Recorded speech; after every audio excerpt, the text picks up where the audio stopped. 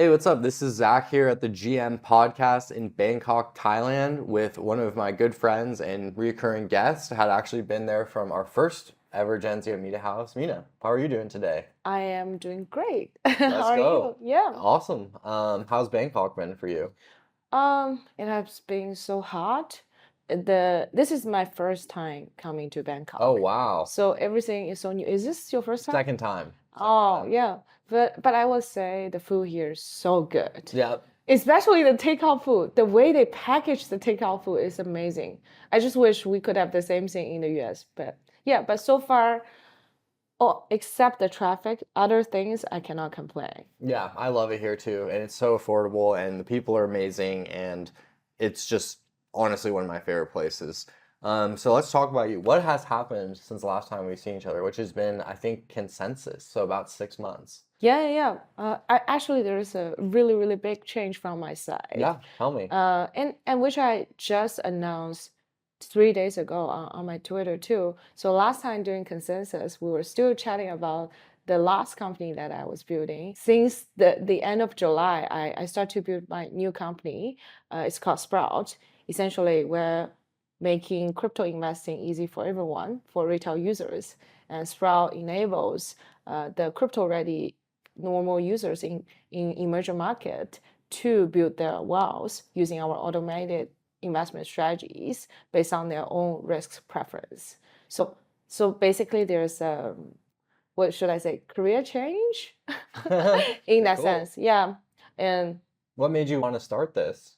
um I mean essentially it's my experience of building native, right?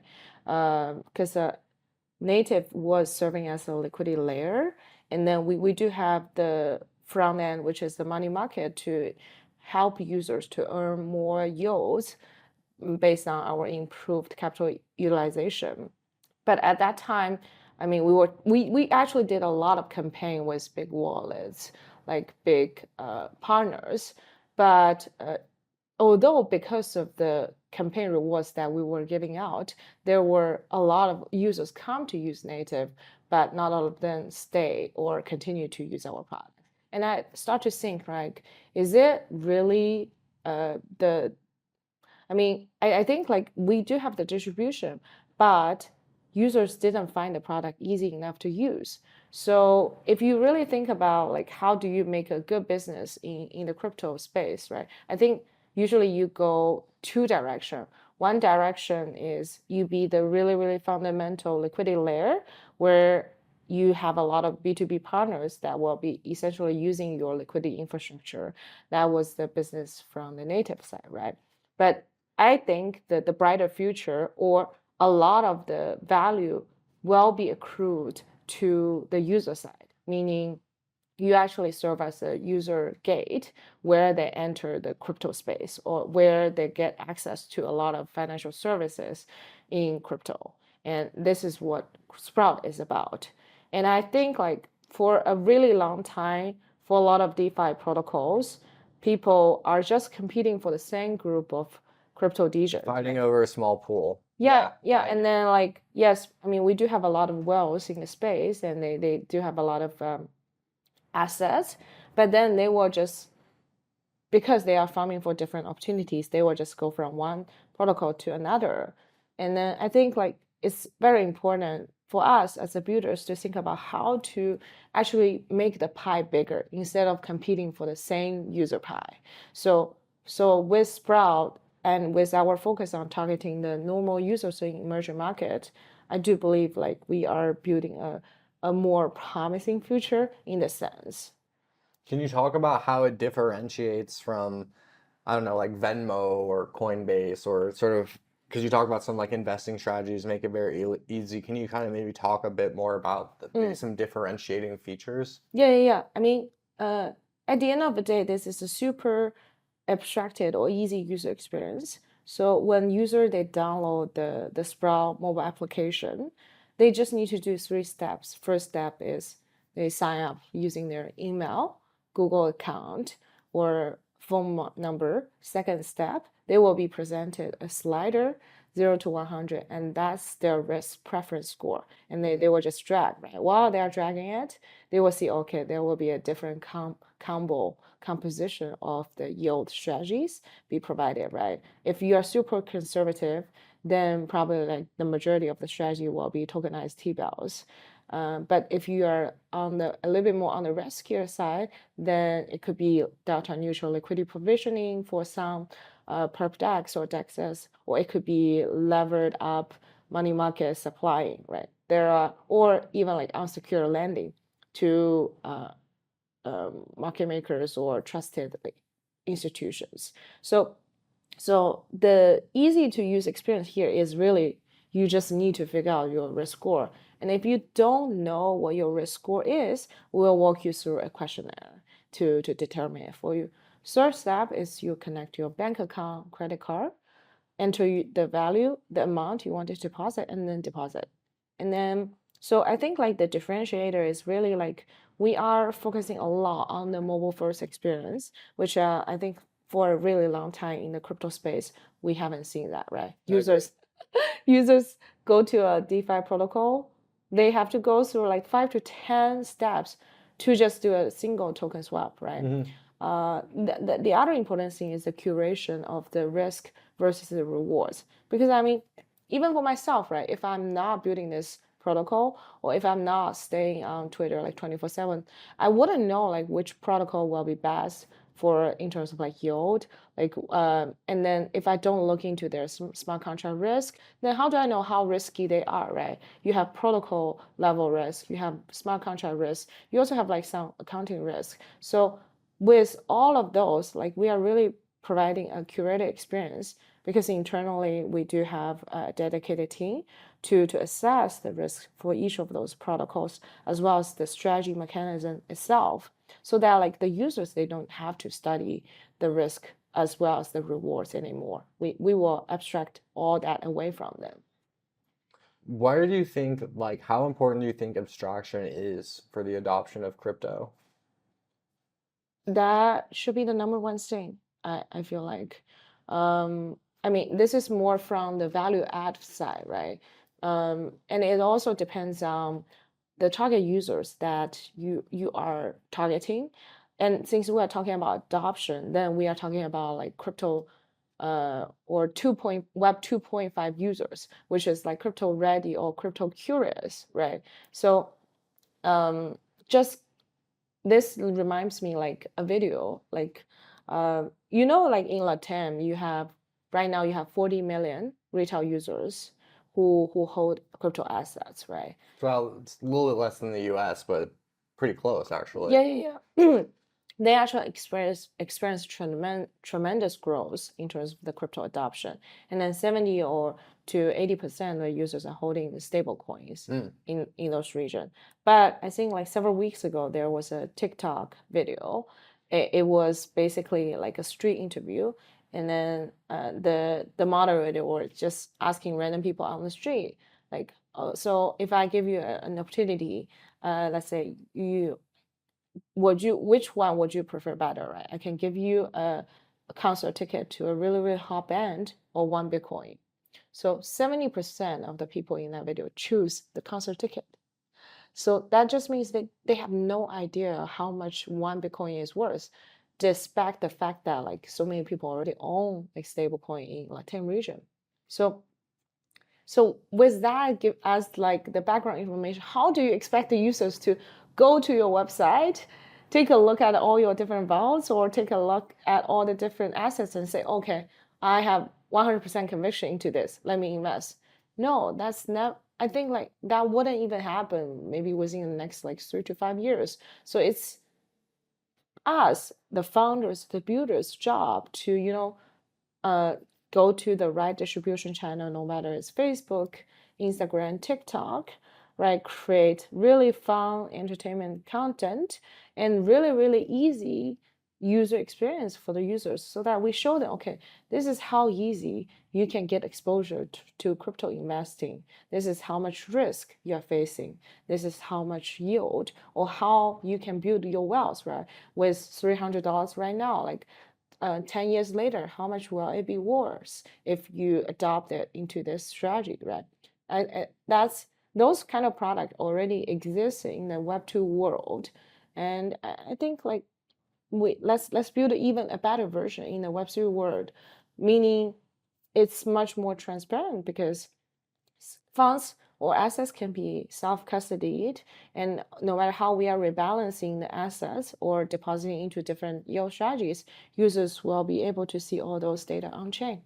Yeah, so we are empowering the users in emerging market more, and banks on banks, like what we always talk about. But finally, we are ready in no matter in terms of infrastructure wise or the market wise, and then user wise, right? We are seeing upticks in the market, and I literally can feel like there are many more users are willing to try it out in the crypto space. Where are you seeing this adoption? Like where in the world? Um, The most for Sprout? so right now, we are also assessing. Okay. I can tell you what areas we're assessing. First is LATAM, right? That's why I Yeah. gather a lot of user data. Another one is Southeast Asia. Well, we are Yeah, at right that's now. fine. Yeah, yeah. The core reason I think it's two things. One thing is for those emerging market, they have a really volatile local currency. So people there, they actually have a very strong preference to convert their digital currency to digital USD immediately after they receive paycheck or immediately after they receive a transfer from their family members, right?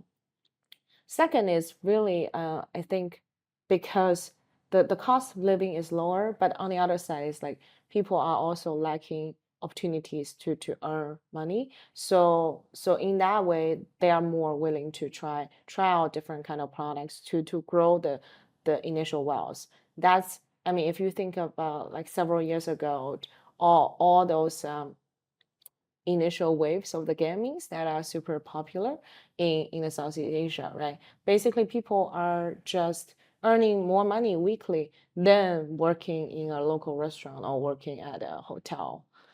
Yep. So how we are assessing the local market opportunities, I mean, there are also several factors. First factor is like how many local partners can we get aligned, right? Because I think the first thing is the trust will not come out of nowhere. So we need to work with trustworthy partners that already have an influence in the local market. They're gonna include the local central exchange, the local on-off ramping partners, local wallet partners, right? And then also, even in a stratified sense, is local wealth managers, right? On the other side is the distribution channels, right? How many KOLs for in terms of like traditional finance fintech product on Facebook, YouTube, TikTok, Instagram can we get, right? And thirdly is like we will conduct partner-specific wireless campaigns, meaning, okay, here is a teaser for our product. Here's and then when we do those campaigns, we will tell them, okay, if you sign up to join the wait list, this is like, okay, this is the additional rewards you can get, right, to be an early adopter. And then like we will know like how many users will sign up in each of those countries, regions, right, from Argentina, Brazil, from Thailand, Vietnam, and Singapore. And then based on all those three factors, we will make a decision based on both the quantitative results as well as the qualitative assessments from the distribution side. Awesome. No, I think it's fascinating. We're here in Bangkok, Thailand, at DevCon. How has the event been for you so far? Like, what do you think? I mean, I think as I told you last time during our interview, right? Every single time I talk to you, I feel like both of us like have grown our business a little bit more, like Sure. both from a professional and personal perspective. And I think like every year for DevCon, it's really a time that I will spend a lot of time with my good friends. Yeah, and the good thing is like I'm not even intentionally doing that, right? I will arrange a lot of business meeting before the conference happens so that I know, okay, I definitely get to that person. But maybe it's because like I have been in this industry for more than 2, 3 years. So So now, like I just like sign up for different events that I'm interested to. But when I get there, I realize, oh, those are like my long-term friends, and naturally, it's because our interest area are so similar. So that lead us to sign up for the same batch of the events, and then we get to talk. So it's really a time that I feel this again, I feel so much support from friends, from builders, right? 2, 3 days ago, I also just announced the creation of the Sproutify Twitter, and I just like blast out the message, say, "Oh, everybody, can you follow this account and promote it for me?"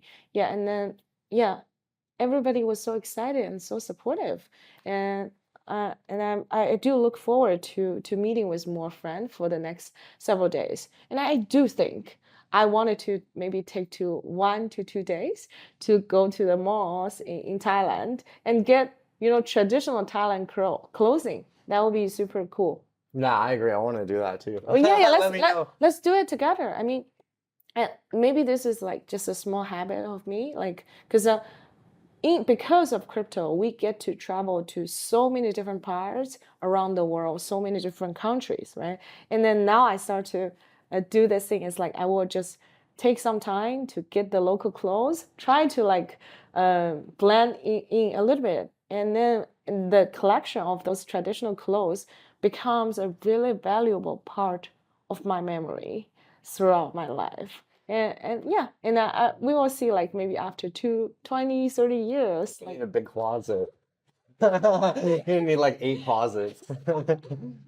you need like 8 closets and then maybe like all the different kind of like homes around the globe. Yeah, yeah, Yep. I agree. And it is really cool to see everybody. Yeah. Kind of getting into the development side of it, like how far in terms of development are you? Like, are you in beta testing or when is just kind of get into that part of it? Yeah, yeah. I mean, this morning I was just having like a uh all all hands meeting with the team talking about the specifics for the demo. So for actually a clickable demo that will be ready within 1 to 2 weeks. Oh, Right now, yeah, yeah, yeah. I'm so good. excited. Yeah, Yeah. like officially I started to put the team together. I would say like the beginning of September, and now it's November. And is it November or December? November. November. Okay. Yeah. Now No, it's it's hard to tell. It's yeah. so sunny. It's so Now now it's November, right? I finished the angel round, and then a clickable demo will be ready, and then the actual beta testing for the product will be targeted to happen Q1 2025. I mean, ideally, uh, the beta version will be ready by the end of this year, but I know that's a little bit tight, and I want to take enough time to do the whitelist campaign that I mentioned to you. Because I mean, I think like gathering people's interest for each of those emerging market is also like a really, really important fundamental for the product success. I don't want to push out a random marketing campaign for the debut of the project or the product itself. But I do think like it will take like steady works in each of those market, setting up like local business and offices in each of those regions to slowly build the trust from the users. Yeah. So short answer for that is it will be ready Q1 2025 to push out the beta version. And available to Americans? Okay, this we will block the US region at the first phase, but the good thing is like 2 weeks ago Yeah. got elected, right? Yeah. And also Senate is also Republic. So I think like people start to have more and more confidence and bullish on the crypto space because we all know like it will be much more friendly than before. Thank God. Gary gonna I be know. gone. Thank Yeah. God. Yep. It's been a hard 4 years. Yeah, but I think like from us, we want to take a really conservative approach on this, right? For each of those region, we want to be compliant. We will apply for local licenses. For the U.S. region, of course, it's one of the best market you can target. But until we see like enough clarity from the regulation side, we'll adopt a pretty conservative approach. from attracting the user end. Makes sense. Well, we better get that deregulation going because I want to use it. Yeah, So I hope it makes a difference. If you live in Thailand, you can use it. Yeah, that's true. Or use a VPN. Yeah, I don't own one of those. No, just kidding. Never use one of those. Nobody has it. Yeah, nobody used the VPN ever in crypto. Yeah, like 100%. All of the poly market trading was not in the US. Exactly. And then like we are all abiding the law and everything. Yeah. Love it. Well, any closing thoughts or anything you want to kind of tell our audience about your experience or just anything at all? I think the more people I talk to, the more I realize like there are different kind of builders in the space, right? And then there are many ways you to sector the builders, right? For my own experience, like before I was building a very B2B focused product. So the mentality is more like, how do I serve the partners better? How do I understand? And then like, how do I make it more scalable for each of the partners? But now, since I'm building a more 2C product, then every day when I wake up, what I'm thinking is, okay, what value are we adding to the users? Is this something that really users feel the pain about it? So that like the problem we're solving is what the solution they're looking for, right? Am I selling the actual painkiller instead of a vitamin, right? So I think this is like very different mentality, and because of people are building different products, then when you chat with them, you can clearly see the different mindset. But I really enjoy all those like fascinating clash between the different builders' minds. And this is just like an insight, right? Another sector or another way you can sector the different kind of builders is, are you building for human beings or are you building for AI agents? Yeah. Yeah, like your product, you can focus a lot on like having your product being used by like human beings or retail users 100%, like Sprout. But given like the arising trend for all those AI products, right? And this get talked about during the last several weeks is like, okay, we are technically building on top of programmable money, which is tokenized assets. Who is the best audience? It's the robots, right? Agents. So I think if the builders are focusing on building products for the AI agents, then they don't even need to think about, oh, is this like a smooth user experience? It's basically like coding wise, structure wise, like can they help the AI agents to better understand? It like from an algorithmic perspective, well, the AI agents choose to use their product over other products. So I think that's also a different mentality. But by looking at all those different builders or different products, this also like inspired me to think about, oh, actually, what are we really providing? What are the actual values we are providing to the retail users? Awesome. Well, thank you so much for the fantastic interview. I really appreciate catching up as always. Make sure to follow, make sure to follow Sprout. Can't wait to see what's next. Thank you. Yes. I mean, I hope next time when I talk to you during East Denver, yep, that's where we'll be. I can show you the product and then I will onboard you real time. I love it. Every time we'll see each other, I'll just get more and more. And then the next time I'll be like, look, this is my whole life savings now in here. Yeah. It works great. Or, yeah. Oh, oops. Hey, what's up? But it's not something Genzio is afraid of. If you want to survive, you got to build a house. How many know we do not understand? Ladies and gentlemen. Rebecca's Genzio Media House. Awesome. Thanks so much for joining us today.